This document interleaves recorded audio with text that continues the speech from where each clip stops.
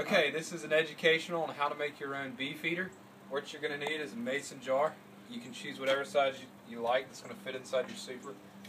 This is quart size.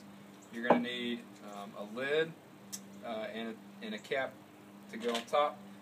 So what you'll do is you'll take screws. I use 4 screws. You poke a hole in your lid. And what you want to do there is just take your hammer and knock your screws in. You're going to screw the screws in part ways into the lid. Now the reason I use a screw is it provides a greater surface area for the bees to get to the sugar water. So if you use a nail, you're going to not have quite as much surface area for the bees to get to. Now, once you get done with that, you just simply screw the screws in. You place the lid back on, put the cap on, tighten down, and you'll turn upside down, and that will be your bee feeder. Now, what do you feed them? Great question.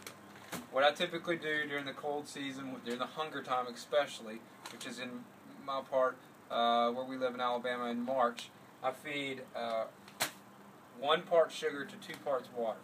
Makes the sugar go a little bit further. Sugar is expensive, so I'm always trying to cut costs if I can. And I use an organic sugar, that way I don't have to worry about as many chemicals, added compounds that are going to be in the sugar. Just simply heat it up. I usually do mine in a pot. Heat up your water, put your sugar in, and then now you have your sugar water. So you simply add your sugar water to your feeder. What you want to do is let the sugar water cool down. So I wouldn't, for instance, put this in just yet. I don't want to put hot liquid in to the bees. I want to let it cool down. It doesn't have to be cold, just doesn't need to be hot. So room temperature, so let it cool down. And then I'm going to come over here behind where the camera is and show you how to actually install it. So what we have here is an extra beehive I have. No bees obviously in it, extra supers. So what you'll do is you'll come, take your top off.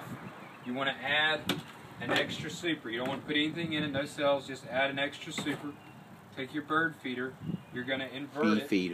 Bee feeder, you're going to invert it, put it in, and keep your bees happy for the rest of the hunger time.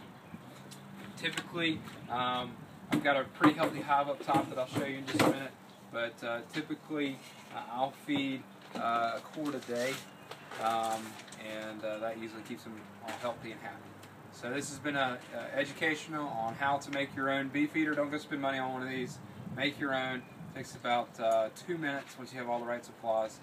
The only other hint I have is when you do invert it, you do put it in the beehive, possibly bracket it or keep it a little extra support with a couple of little fur straps or little pieces of wood that you can put in there with it. Keep it away from the center, your center hole. Keep it more towards the back. That way when it does drip out and it does leak out, it doesn't drip down into the hive, into the new bees that are being formed there by the queen, and if it gets cold or wet, freeze on them and ultimately hurt them. But if you got any other questions, visit our blog and let us know what you think. All right. Thanks. Bye.